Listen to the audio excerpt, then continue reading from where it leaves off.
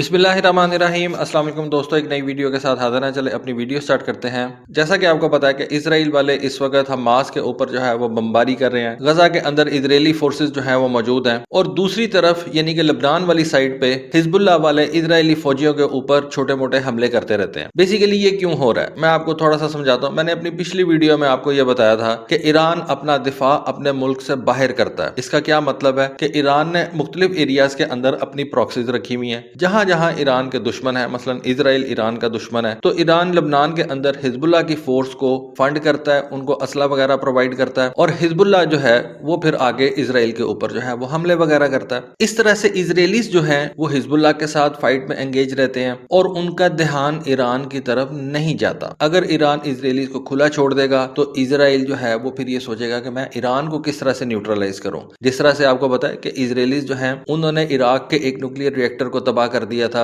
Pre-emptive strike करके, तो Israel की नजर ईरान के न्यूक्लियर रिएक्टर के ऊपर भी है। और अगर इजराइल जो है वो एंगेज नहीं होगा अपने बॉर्डर्स के नजदीक तो इजराइल फिर ईरान के ऊपर हमलों के बारे में सोचेगा। इजराइल जो है वो पाकिस्तान के ऊपर हमलों के बारे में सोचेगा। तो इजराइल को एंगेज रखने के लिए ईरानियंस क्या करते हैं कि वो हमास की भी मदद करते हैं और हिजबुल्लाह की भी मदद करते हैं। और हिजबुल्लाह और हमास वाले वो इजराइल को अपने अपने फ्रंट्स के ऊपर एंगेज रखते हैं। अब इस वक्त गजा के अंदर जहां पे हमास बैठी हुई है वहां पे तो इजरायलीज ने चढ़ाई की हुई है, वहां पे तो वो बमबारी कर रहे हैं, शदीद बमबारी कर रहे हैं, सिविलियंस को मार रहे हैं। जबकि दूसरी तरफ जैसा कि मैंने आपको बताया कि हिजबुल्लाह वाले जो हैं वो इजरायली फोर्सेस के ऊपर उनकी पोस्ट के ऊपर हमले करते रहते हैं ताकि इजराइल जो है वो पूरे तरीके से आजाद ना हो जाए और वो अपनी सारी फोर्स जो है वो गजा के ऊपर ना लगा दे। लेकिन अब पिछले दिनों एक वाकया हुआ है। वाकया मैं आपको पहले बता देता हूँ कि 2 इजराइल के F-15 फाइटर जेट्स जो हैं उनको लेबनान के ऊपर देखा गया लो फ्लाइंग करते हुए। अब ये जो दोनों F-15 फाइटर जेट्स थे ना, ये लेबनीज कोस्ट लाइन के नजदीक फ्लाई कर रहे थे और इन दोनों F-15 फाइटर जेट्स ने बैरूत के ऊपर भी अपनी फ्लाइंग की है। अब बैरूत जो है वो लेबनान का कैपिटल सिटी है। ये वीडियो जो है ये ट्विटर के ऊपर एक बंदे ने पोस्ट की है और इस वीडियो की अगर मैं आवाज ओपन करूं तो आप इस वीडियो को जो है वो देख के ये बता सकते हैं कि इन दोनों F-15 फाइटर जेट जो कि इजरायली एयरफोर्स के हैं उन्होंने सोनिक बूम मैनूवर्स जो है वो की है, यानी कि वो स्पीड ऑफ साउंड से ज्यादा गए हैं और उन्होंने आप जिस तरह से कहते हैं ना कि एक दहशत सी फैलाने की कोशिश की है लेबनान के सिविलियंस के ऊपर कि देखें हम आपके ऊपर हैं, आप हमारा कुछ नहीं कर सकते। हम आपको ये मैसेज दे रहे हैं कि आप हिजबुल्लाह को रोकें कि वो इजराइल के ऊपर बमबारी करना बंद करे। क्योंकि पिछले दिनों की बात है कि हिजबुल्लाह ने नॉर्दर्न इजराइल के अंदर इजराइल के 2 स्ट्रेटेजिकली वाइटल मिलिट्री कंपाउंड्स के ऊपर जो है वो हमला किया और इन हमलों के अंदर इजरायलीज का बहुत ज्यादा नुकसान हुआ है। अब ये जो दोनों F-15 फाइटर जेट्स हैं जिन्होंने लो फ्लाइंग की है और उन्होंने सोनिक बूम मैनूवर्स किए हैं,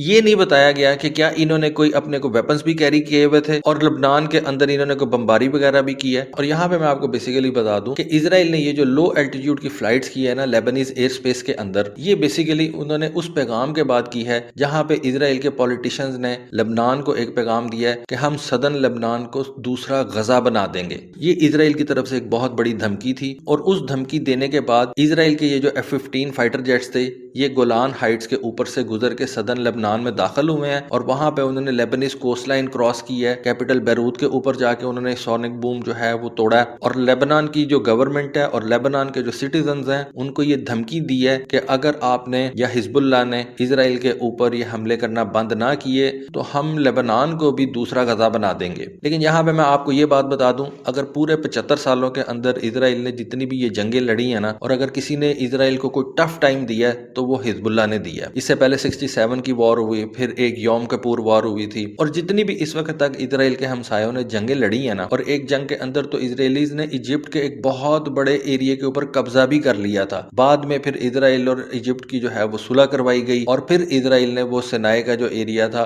वो उन्होंने इजिप्ट को यानी कि मिस्र को वापस किया था। लेकिन इसी सदी की बात है 2006 के अंदर हिजबुल्लाह और इजराइल के दरमियान में लड़ाई हुई थी और ये मैं आपको बात बता सकता हूँ कि हिजबुल्लाह ने उस जंग के अंदर, उसको आप जंग ही कह सकते हैं, कॉन्फ्लिक्ट को, हिजबुल्लाह ने इजराइल को बहुत नुकसान पहुंचाया था और इजरायली से इस बात को मानते हैं कि हमें उतना नुकसान किसी और कंट्री ने नहीं पहुंचाया जितना हिजबुल्लाह ने हमें 2006 की जंग के अंदर पहुंचाया था। और आप कह सकते हैं जंग खैर कोई मुल्क जीतता तो नहीं है लेकिन आप कह सकते हैं कि हिजबुल्लाह ने उस जंग के अंदर जो है वो फतह हासिल की थी। और 2006 के बाद तो फिर ईरान ने हिजबुल्लाह की मजीद मदद की और आज हिजबुल्लाह के पास बड़े जबरदस्त किस्म के बैलिस्टिक मिसाइल्स हैं, बड़े जबरदस्त किस्म के क्रूज मिसाइल्स हैं, बड़े जबरदस्त किस्म के ड्रोन्स आ गए हुए हैं और ईरान जो है वो हिजबुल्लाह की बहुत जबरदस्त तरीके से मदद कर रहा है। अब रिसेंटली गजा के ऊपर जब ये इजराइल اسرائیل نے حملہ کیا تو اس کے بعد سے حزب اللہ اور اسرائیل کے درمیان تعلقات جو ہیں وہ بھی مزید خراب ہو گئے۔ تعلقات خراب کیا ہونے تھے، یہاں پہ بھی اسکرمشز جو ہیں وہ ہونا شروع ہو گئیں۔ اچھا یہاں پہ میں آپ کو ایک بات بتا دوں کہ یہ جو حزب اللہ والے ہیں یہ اسرائیل کی ملٹری انسٹالیشن کے اوپر حملے کرتے ہیں، جبکہ اسرائیلیز جو ہیں وہ سویلینز کو نشانہ بناتے ہیں، جیسا کہ ہم غزہ کے اندر دیکھ رہے ہیں کتنے بچے، کتنے سکولز، کتنے ہاسپٹلز جو ہیں وہ اسرائیلی ریڈز کے اندر تباہ ہو چکے ہوئے ہیں۔ اس کے علاوہ حزب اللہ والے جو ہیں وہ یہ آئرن ڈوم بیٹریز ہیں ان کے اوپر جو ہے وہ حملے کرتے ہیں، راکٹ آرٹلری جو ہے اسرائیل استعمال کرتا ہے ان کے اوپر وہ حملے کرتے ہیں، اور اس بات کو ویسٹرن اینالسٹ بھی مانتے ہیں کہ اسرائیل حزب اللہ کے خلاف جو ہے وہ کوئی ڈیسائسو وکٹری حاصل نہیں کر سکتا۔ دیکھیں غزہ کے اندر تو اسرائیلی فورسز داخل ہو چکی ہوئی ہیں، اس وقت اسرائیل کا قبضہ ہے وہاں پہ، اسرائیل وہاں پہ پانی، بجلی، ہر چیز کنٹرول کرتا ہے۔ اب اس کی اپنی فورسز بھی غزہ کے اندر جو ہیں وہ بیٹھی ہوئی ہیں، لیکن لبنان کے اندر، صدرن لبنان میں خاص طور پہ جہاں پہ یہ حزب اللہ فورسز موجود ہیں، وہاں پہ اسرائیلیز جو ہیں وہ کوئی ڈیسائسو وکٹری نہیں حاصل کر سکے۔ ایک تو اس جگہ کی ٹرین ایسی ہے کہ وہاں پہ دونوں سائڈز جو ہے وہ ایک دوسرے کے اوپر دور سے حملے تو کر سکتی ہیں، لیکن وہاں پہ کوئی زمینی ایکشن ہونا جو ہے وہ انتہائی ایک مشکل کام ہے۔ خیر ابھی یہ جو اسرائیلیز نے امریکہ کو ایک بڑی لسٹ دی ہے نا اسلحے کی کہ یہ اسلحہ ہمیں چاہیے، میں نے اس میں بتایا تھا آپ کو کہ سب سے پہلے تو اسرائیلیز نے اپاچی ہیلی کاپٹر مانگے ہیں، اس کے علاوہ جو اسرائیلیز ہیں نا وہ امریکہ سے کچھ بنکر بسٹر بامز جو ہے وہ ڈیمانڈ کر رہے ہیں۔ آلریڈی اسرائیل کے پاس یہ بنکر بسٹرز موجود ہیں، لیکن اسرائیل مزید یہ بنکر بسٹر بامز جو ہیں وہ مانگ رہا ہے، کیونکہ کچھ انہوں نے جو ہے وہ غزہ کے اوپر استعمال کر لیے ہیں، اب ان کا جو سٹاک تھا وہ کافی حد تک کم ہو چکا ہوگا۔ تو اب لبنان کو جیسے کہ اسرائیلیز کہہ رہے ہیں کہ ہم نے دوسرا غزہ بنانا ہے، تو اس کے لیے اسرائیلیز نے یہ BLU-109 GBU-28 بامز جو ہیں وہ امریکہ سے ڈیمانڈ کر لی ہیں۔ لیکن میں آپ کو ایک بات کہہ سکتا ہوں کہ یہ جو صدرن لبنان ہے نا جہاں پہ حزب اللہ بیٹھا ہوا ہے، یہ غزہ نہیں بن سکتا۔